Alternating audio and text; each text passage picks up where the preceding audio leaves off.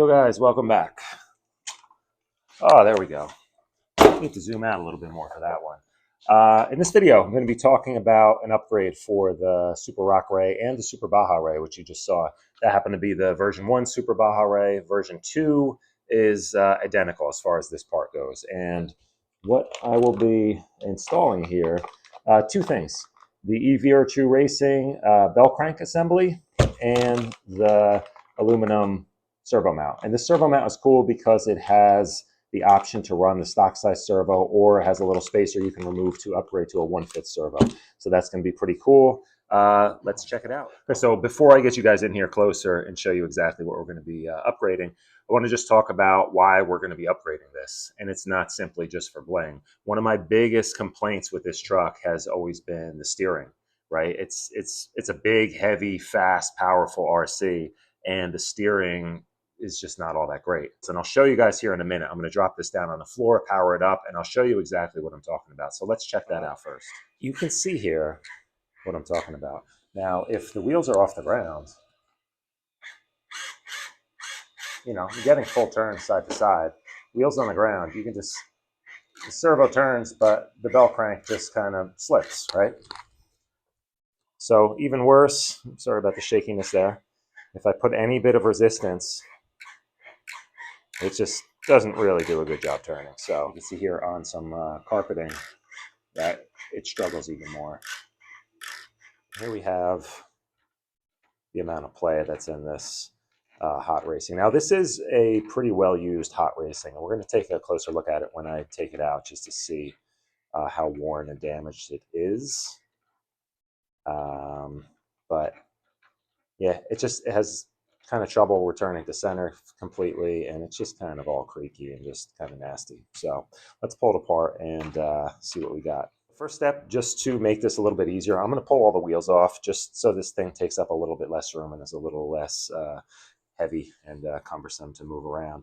Now, my plan of attack on this, you'll see here I have this. This is a T-Bone Racing skid plate on the bottom. I feel like I've been saying this a lot, but rest in peace, T-Bone Racing. They're not in business anymore, but this was a really cool item that they sold. So yours might look slightly different than this, but my plan of attack is to remove, obviously I'm going to remove the skid plate, but I'm going to remove the entire chassis pan from the bottom of the vehicle here rather than going in from the top, which involves removing the whole body cage assembly, and then you have to go through, I feel like it's a lot more steps to get to. I've had pretty good luck accessing everything from the bottom on here, and I'm going to show you a good way to do that. But let's get this skid plate off first. So here's my first piece of advice here. I have this piece of shipping foam that I had lying around from something. Just kind of drew a rough shape of the chassis. When I take all these screws out, I'm going to kind of just stick them into the foam here. It's a good way to keep track of everything and make sure that it doesn't kind of roll around. If you just set it down on a table and you bump the table, the things roll everywhere and then you're kind of screwed. Get it? So that's my first tip. All right, so let's go ahead and start removing some screws. Let's pull it out. Pop it right into the foam.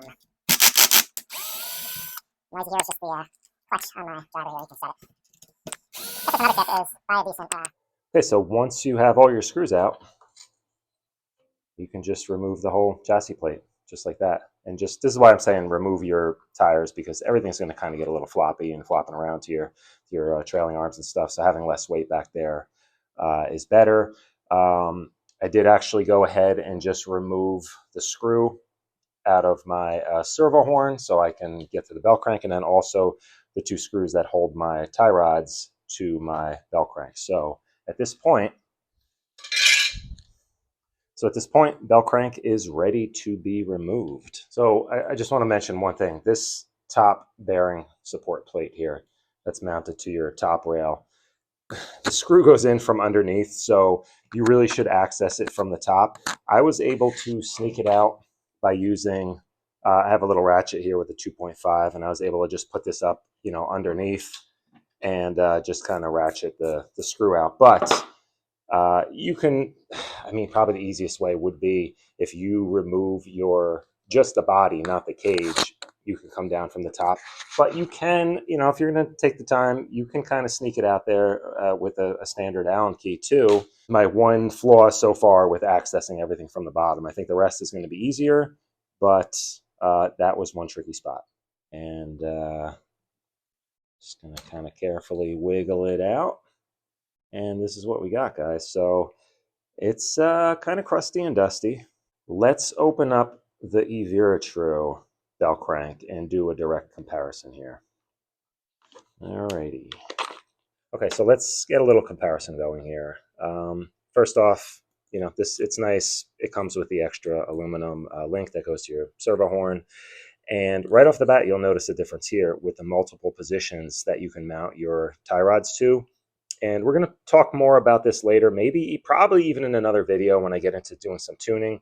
Stock one just has single position on either side. This one has, let's see, 3, 4, 5, 6, 7 different positions. I'm assuming the center one is going to be stock, so I don't want to get too in-depth with that here, but we'll do some tuning and testing in a future video. So now we have a flat wound spring on here, which we're going to see. Hopefully this is stronger. Once I get it all bolted together, we're going to see how strong that spring is. 7075 aluminum, I believe they both are, but this does have slightly different kind of design here for the kind of the V-notch. Sits a little bit lower. Not a huge difference, but another thing I want to talk about here, the top plate that I showed you earlier, which was tricky to remove because of this one screw that has to access from the top of the vehicle. Well, it's going to be a little trickier putting it back on because this one now has 3 screws instead of the top plate just being one piece.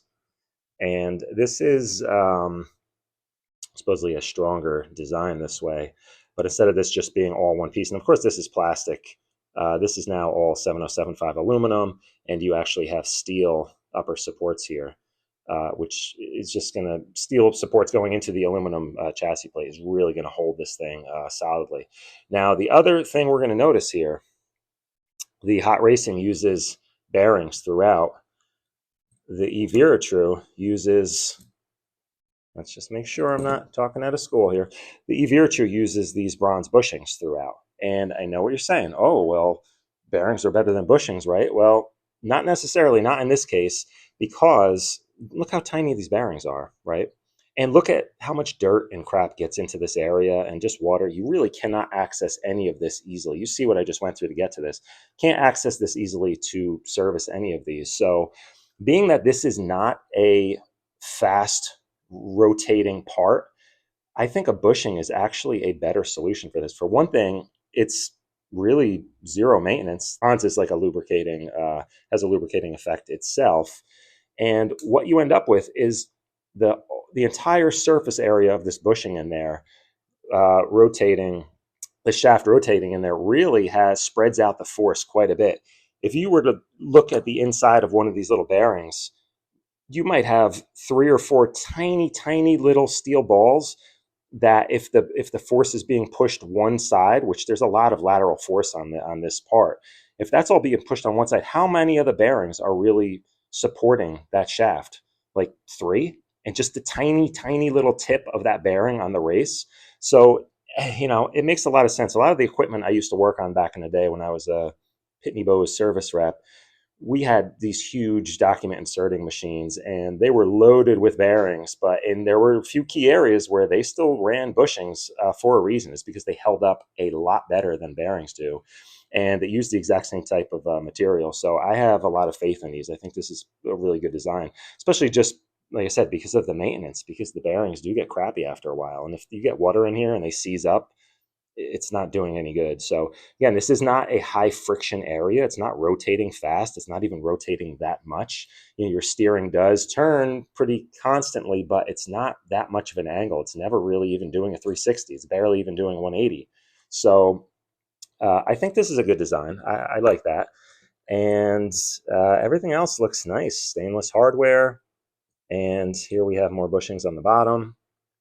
A nice stainless heavy duty pin. And yeah, overall quality on this is excellent. Just the fit and finish feels really nice. So let's go ahead and get this installed. I'm going to check and see if I need to add any thread lock to here. And let me pull those out and just see if there's any thread lock on those. Okay, so there was no thread lock on that, so just double check that guy here, and you'll see this, the design here of how this fits together.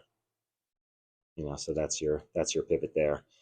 So look, stay tuned, guys. If you want to see like a long-term test of this, of how it holds up, check back in a couple months. I'm going to plan on running this quite a bit here in the near future. So let me get a little bit of Loctite on the bolts here, and we'll slap this thing in and see how it looks. I am going to put Loctite on my now.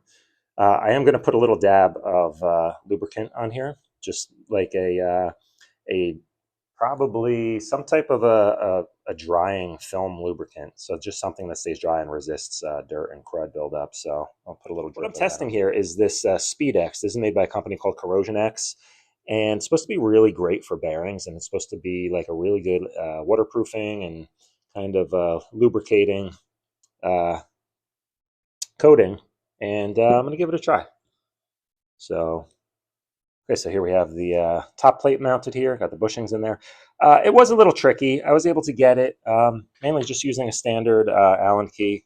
Kind of put my fingers in there and carefully thread the screws in. So there are 3 screws now that go in from the top. But if you guys don't want to fiddle around with that, if you take your body off from step 1, flip it over, and then like I said, leave the cage on. Just take the Lexan off so you can get down to the top plate here easily.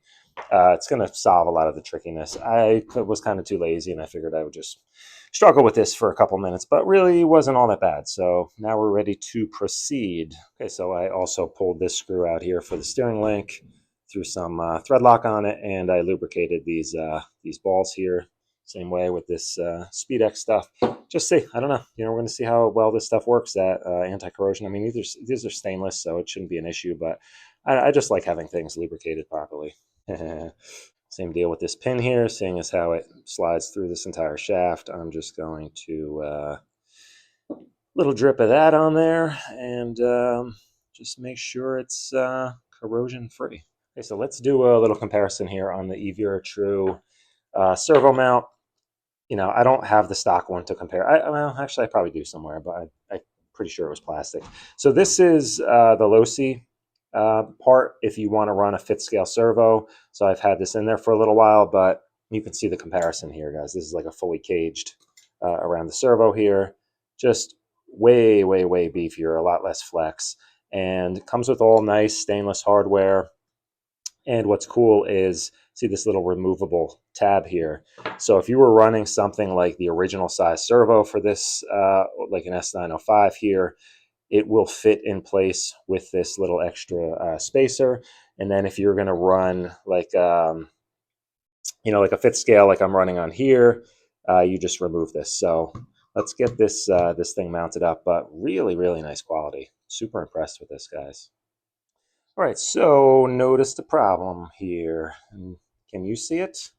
So if you're using the stock horn with a 5th scale servo, the spacing is such that the clamping part of the horn hits into the side here. So I don't have a different horn, and rather than go through all the trouble and put the other Losi part back in, I'm going to mark this and just kind of clearance it a little bit. I'm going to use a Dremel and just kind of take out a little bit of the aluminum. Okay, so pretty simple. I just took a Dremel with a little cutoff disc and just made a little groove in there. Plenty of clearance. So guys, in hindsight, take your body off. It's going to be easier, especially if you're doing anything with the servo mount. You're going to need to take your body off to access the screws from the top. It's going to make doing this top plate for the bell crank easier. I tried to sneak it. I was able to do that, but then I realized, oh crap, I'm doing the servo mount too. So to access the servo mount, you need to get to 2 screws that are way back there. So they're going to be tricky to get to unless you take this off. So just pull the body. The cage can stay on. Once your bell crank is installed, the easiest way I found to put this plate on and off, start with, loosely set it in place, start with the screw, don't tighten it all the way, just get it, just halfway in. And then you want to kind of press down on it a little bit and align things. Just move the plate side to side and align these 2 little standoffs that go from the battery tray down into the plate. And you see it's not going to sit completely flush. Then start putting in a couple other screws. Again, don't tighten them fully, but put one of these in for your servo mount, put the other one in kind of loosely, and then just gradually start to snug them up. And then just reach under before you tighten anything. Reach under and align your pins here for your bell crank support, and then put that screw in. And then slowly start to snug all of them up and just kind of make sure everything is fitting in place. These two little standoffs need to fit into the holes, and just kind of make sure everything is aligned. Then get like your two front screws in here, and eventually everything will sit in place. Guys, bell crank is all installed. I did crank down the spring adjuster on the servo saver, the nut on the top of the spring. I cranked it down until about the nut was about as flush with the top of the bell crank there, and it seems to be just the right amount of spring tension on that. I mean, you can see, guys, that is a huge difference compared to what was in there, right? And if I go, let's go up here on the carpet, that's still really good. And this is not the most powerful servo, but it's way better steering action than what was in there. So overall, I really like this design. I do like also how he kind of sandwiched this top mount between these plates that go down from the top down through the top section of the frame. It really is a really secure fitting in there compared to the stock one that only uses the one screw with two little nubs that stick up through the frame. So really nice design on that. Seems super sturdy. I did clearance my chassis here a little bit because I am experimenting with a slightly longer servo horn. Really has nothing to do with the bell crank setup. It's just something that I'm trying because I think it works better if you go up to a 1/5 servo. It gives you more throw on the steering, and I think it's just easier to get everything aligned right and get full lock-to-lock steering. So that'll be for a different video. This is SCX servo horn off an SCX 6. And I think it works well. I'm going to experiment a little bit, and I'll report back to you guys with an update of the bell crank and everything else, how I like this servo horn on here.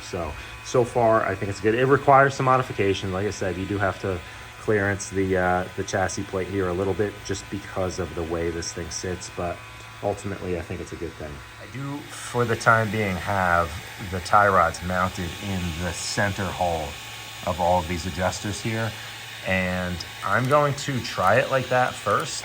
I think it's kind of a good middle of the road setting. I have a slight, hard to see, but I have a slight bit toe out, and that's with my adjustable tie rods cranked fully in, and not really getting any bump steer. So I think that's a good neutral setting. So I'm gonna try running it like that, and then I'll experiment with a couple different positions. A nice tight turning circle.